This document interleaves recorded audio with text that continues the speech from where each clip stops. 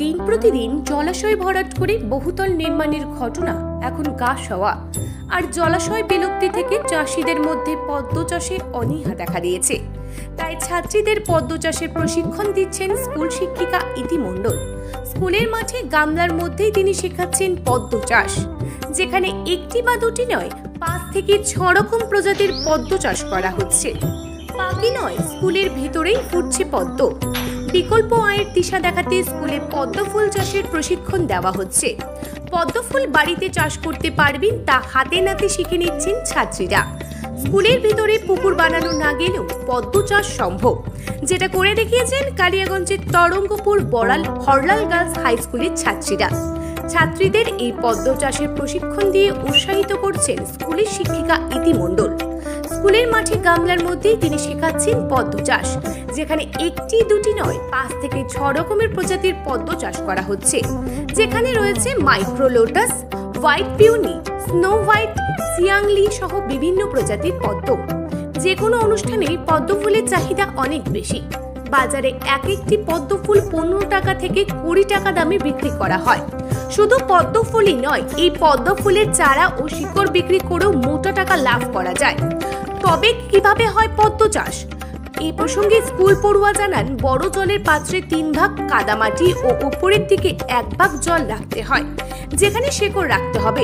এরপর vermi compost দিয়ে পাত্রটি নিয়মিত রোদে রাখতে হবে, যেখান থেকে গাছ হবে। আর গাছ বড় হলে মাস 2 মধ্যে সেখান থেকে রং বেরঙের পদ্ম ফুল ফুটবে। প্রথমে এগুলোকে আগে ফাইন মেটাল ওয়ার্কস যে কোনো ধরনের LED light, metal board, flakes board, নিয়ন বোর্ড, এসএপি ডেকোরেশন বানাতে আজই আসুন আমাদের প্রতিষ্ঠানে। আমাদের প্রতিষ্ঠান ফাইন মেটাল ওয়ার্কস, আশ্রমপাড়া মোড়, নিয়ার পেট্রোল পাম্প, ইসলামপুর। প্রথমে এগুলোকে আগে পুকুর থেকে উঠিয়ে তার কিউবগুলোকে কেটে তারপর মাটির মধ্যে গোবর সার, হাড় গুঁড়ো দিয়ে তার উপরে পুকুরের মাটি দিয়ে তারপরে সেই কিউবগুলোকে সাইড দিয়ে পুঁতে দিলে সেটা প্রায় 1-1.5 মাস পরে গাছ উঠে যায়। তো তারপর সেখান থেকে ফুল পাওয়া যায়। আর আমার ইচ্ছে যে এগুলোকে আরও বৃদ্ধি করা, এগুলো যাতে আস্তে আস্তে আরও বেশি করে তৈরি করতে পারি। কি বলবেন? আমরা অ্যাকচুয়ালি শিক্ষিকারা প্রত্যেকেই বাড়িতে কম বেশি ফুলের বাগান করি।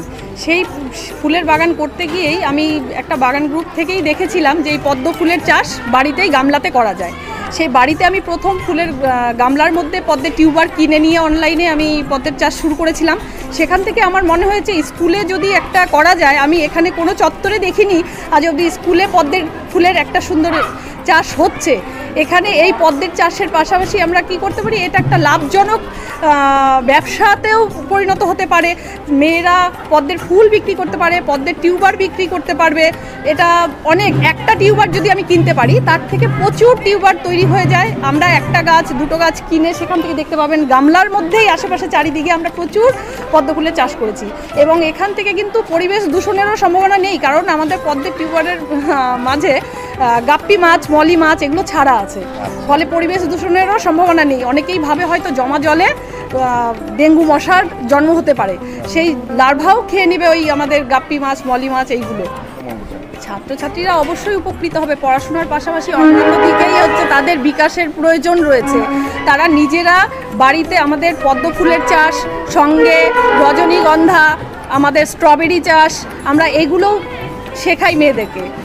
ফলে এরা এগুলো দিয়ে নিজেরা নিজেদের বাড়িতে চাষ করে আপনারা দেখতে পারবেন। এখন প্রত্যেকের বাড়িতে শহরে ইনডোর প্ল্যান্টও সঙ্গে ওরা তৈরি করে বিক্রি করছে প্রত্যেকের বাড়ির শোভাবর্ধনের জন্য। আমাদের সবুজায়ন প্রয়োজন।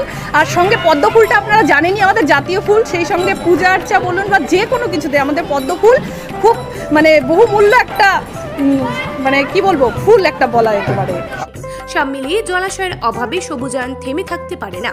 বিকল্প ব্যবস্থার মাধ্যমে তা করে দেখিয়েছে শিক্ষিকা Iti Mondal. Bureau report, live news.